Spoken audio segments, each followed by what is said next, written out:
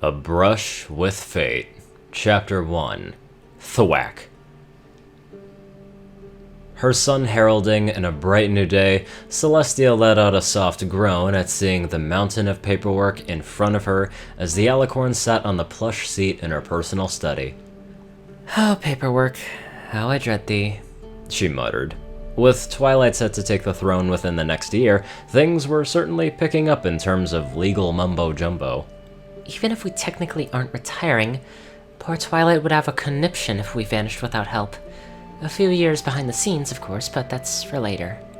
A much more urgent matter occupied Celestia's thoughts, her eyes drifting to a silly picture of herself and Luna placed on the polished wooden desk. Oh, Lulu, I know something's been bothering you. If only you'd tell me, she whispered. It's been months since you began looking more tired than usual. Something is eating at you, and rather abruptly. Is it the recent realization about Twilight? Cadence? Was it the fact that she isn't like us? Or did that realization shock you more than I thought? I know I still bear the brunt of that burden, but is it that? Is that why you refuse to even tell Twilight your troubles? I know she has asked. Or is it the political and safety crisis we've had? Nobles trying to weasel their way into our lives to gain secrets, or perhaps that rogue changeling hive trying to infiltrate Canterlot? And here we thought they were all reformed.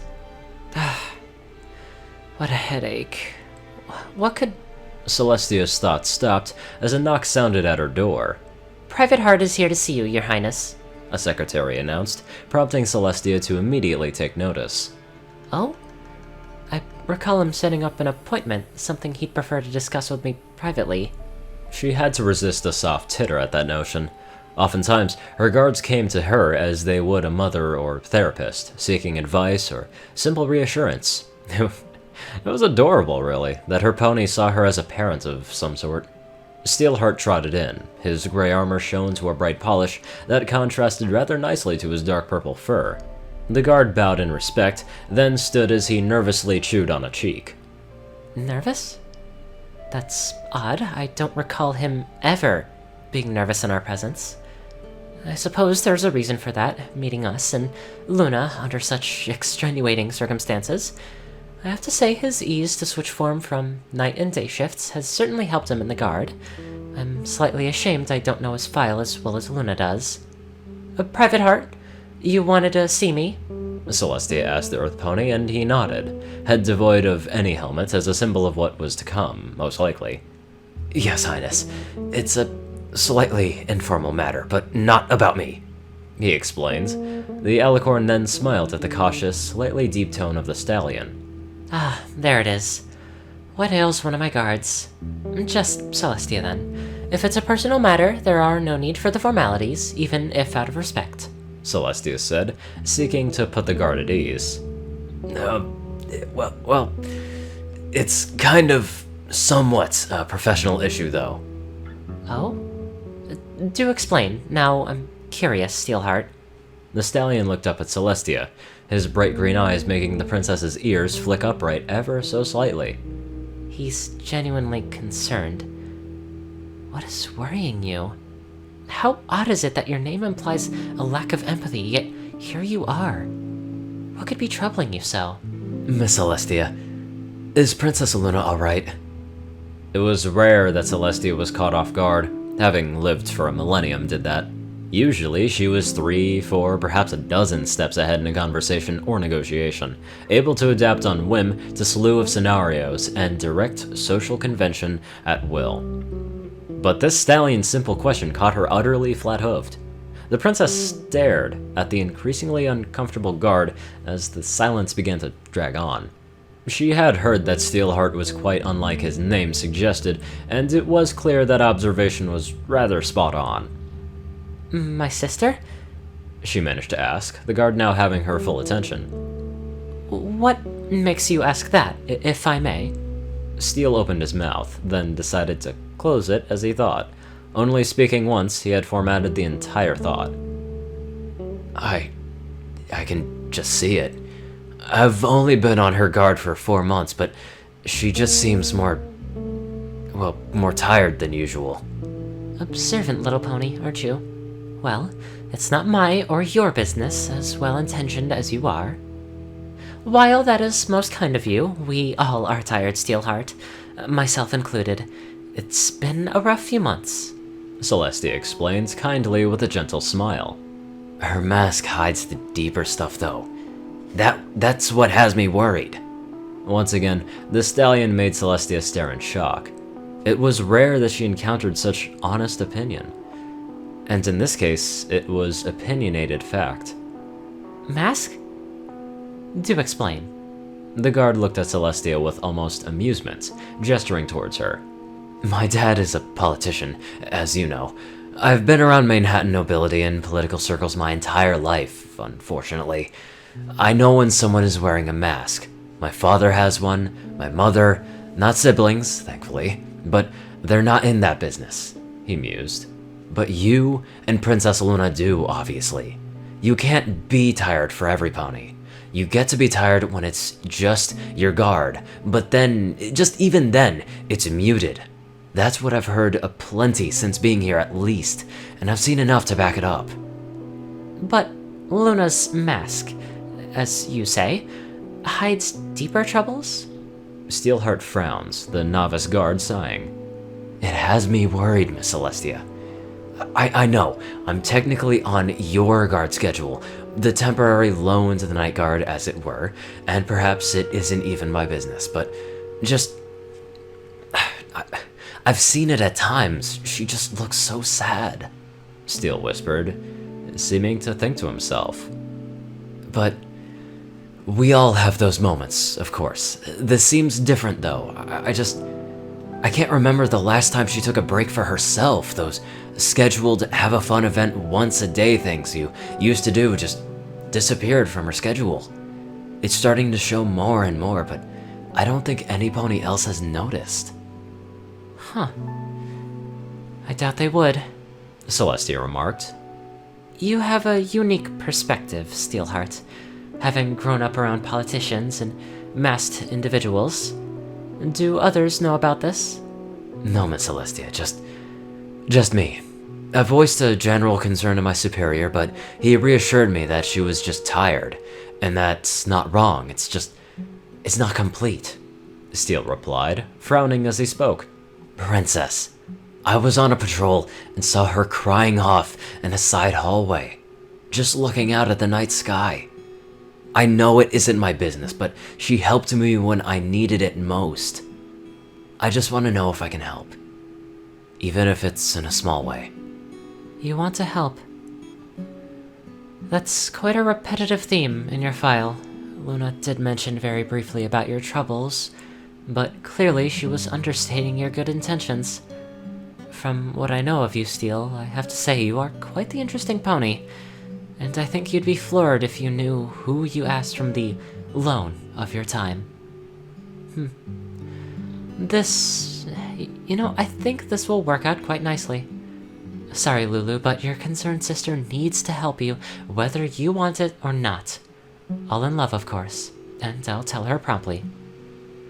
You are correct in what you are stating, Steelheart, and I'd like to be completely honest with you. Celestia began, removing her crown as a gesture and setting it aside, much to Steel's surprise. Of course, Princess. Back into formalities, but you still insist on that misbit. You are quite polite to a fault. Something has been troubling Luna for some time, and I don't know what it is, Celestia admitted. I'd like to help her, but I'm unsure of how to do that. As her sister, I'm in a unique sense of being very close to her, yet far in some aspects. However, you are in a different position in that regard. Steel's black-tip ears shot straight up, the pony shaking his head. I don't want to pry into her life, Your Highness, even to help. I'm not that... He paused as Celestia held up a hoof, barely containing her laughter at the false insinuation. His distaste for political and noble clock and dagger was clearly just beneath the surface. Not pry, Steel. What I mean is, you're in a different social situation. Sisters are more open, but also more guarded at times. You're a guard, one who she knows from... well, you know what I mean. Even if, as an acquaintance from before, you're more familiar than others. I want your help to find out what it is that bothers her so. To do that, you need to be on her personal guard. The stallion stared, jaw dropping nearly to the floor as Celestia bit back another laugh. Oh dear. Too much too quickly. Perhaps a better tile, or her personal courier, maybe? Personal assistant, or both? This is a request, not assignment or order. This is only how you could help, since you asked. And my sister needs a break, and I need you to convince her to take one. And if she's willing, to have her tell me what is the matter. I don't expect you to solve her problems or be her therapist. That is not your job, nor should it be. I just want some pony to help her understand it's okay to seek help, and that she is just as appreciated as ever before. Can you do that? Will you do that? The change would take place immediately. Steelheart thought about it for all of 2 seconds, then nodded with the first smile Celestia had seen that day. Of course! Just tell me what to do. Celestia took out a bit of parchment and scrawled some orders down, sending it off to processing with an affectionate smile at the thought of her sister. Be her friend, Steel, not only as Private Heart, but as a pony who is willing to see us as more than a goddess. That is what made us remember you from training, by the way, among quite a few other things. Steel stared in surprise, head tilting in recollection of the incident. Where you stubbed your hoof on a concrete pillar after the guard evaluation? Shattering the pillar, I might add, and let loose a few lovely curses to nobles and construction workers? Yes, you didn't gasp or fall flat on your face when we turned to look at you. Instead, you smiled, politely bowed, and went on your way. In those moments, you saw me as a pony, and continue to see me as such, and that, Private Heart, is a rare thing indeed nowadays, Celestia explained. And I think that is exactly what my sister needs, if nothing else. You've spoken with her in an informal manner a few times, and I think that's a blessing. As her personal assistant, I have given you full rein to be somewhat less professional in your conduct if Luna is alright with it. No saluting, treating her as a friend rather than a boss. I'm leaving that statement purposefully open-ended, by the way. Putting his helmet back on, Private Heart's colors dulled as the enchantment activated, the stallion clearly having been put at ease. I'll do my best, Princess Celestia. Then off you go. You're free until nightfall, so get some sleep.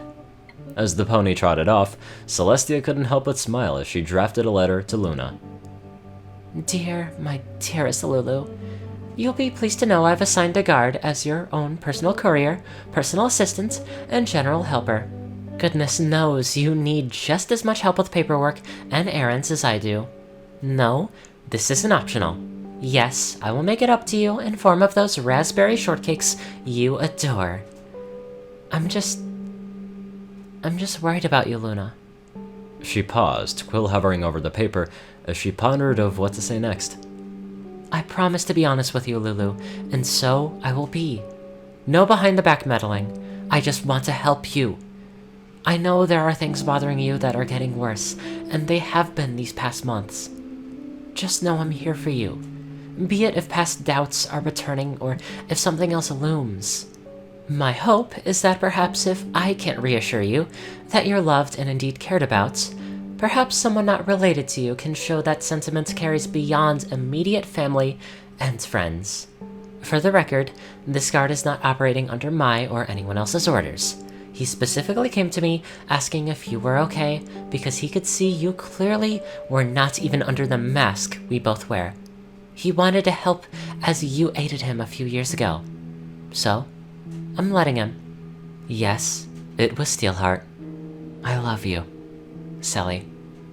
P.S. As per our don't assign others to meddle in our lives rule, you are entitled to 3 thrown pies that can be used at any time to douse me in a sugary mess, since I did this without your permission. But I did do it out of love. Luna stared at the letter with a sigh, flopping across a cushion with a grumble. It was obvious, of course, that Sully would notice such things. Oh, sister. I do appreciate you looking out for me, but I can't voice these concerns to you. They're too painful, too close to the surface. For both you and me. Looking over Steelheart's file a final time, Luna couldn't help but chuckle to herself, clearly remembering the guard from a little over 4 years ago. We have met a few times, have we not? I helped with your nightmares after that office building fire, and then, after applying, you seemed at ease in the guard. Not every recruit passes boot camp, and then volunteers to stay behind and train 2 more sets of green guards. All to help, you said. And now you want to help me as I helped you. That's incredibly sweet, even if I know you can't possibly understand my challenges. Your name and cutie mark hide your empathy. It's a shame that has been taken advantage of at times. Yet it still shines somehow.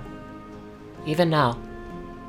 Glaring at a stack of papers, Luna retrieved a brush from her desk and began to scratch at an itchy point between her wings.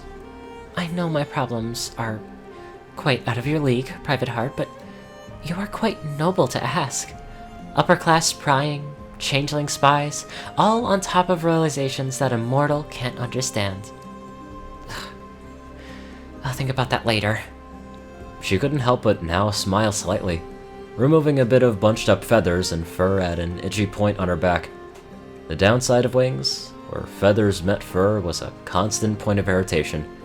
Such personal spot treatments could be improvised with a certain large brush, and it most certainly worked, like a massage, but not as good. It still was a nice relaxing feeling, though, the alicorn letting out a relaxed hum. Luna was fairly certain her tongue had lolled out of her mouth in enjoyment from the brushing when a soft noise brought her back to reality. Standing in front of her, with a formal scroll, an earth pony stood expectantly. The surprise, coupled with the fact that her door most certainly had been closed, yielded the most prompt and appropriate action Luna could muster, born from years of combat training. Swinging the brush like a saber, the alicorn let out a single battle cry. Spy! Thwack. Oh my god, that was incredibly adorable. Anyway, I'd like to give a very special thank you to my donators with golden hearts. Yoshi Super Saiyan 2, Peter Coulthard, Dresdon, Nicholas Springthorpe, Dospo, Rainbow Dash 1990, Runescythe 9852, David D. Sanchez, Dwight Cornel, Gaggy, Secret Moon, Orion Pax Kaiju, Starlight Glimmer, Trey, Pokekiller Zach, Soul Dragon, Dak Britton, Joe Pierce E, and Reno. Thank you all very much for watching this video, and I will see you all in the next one.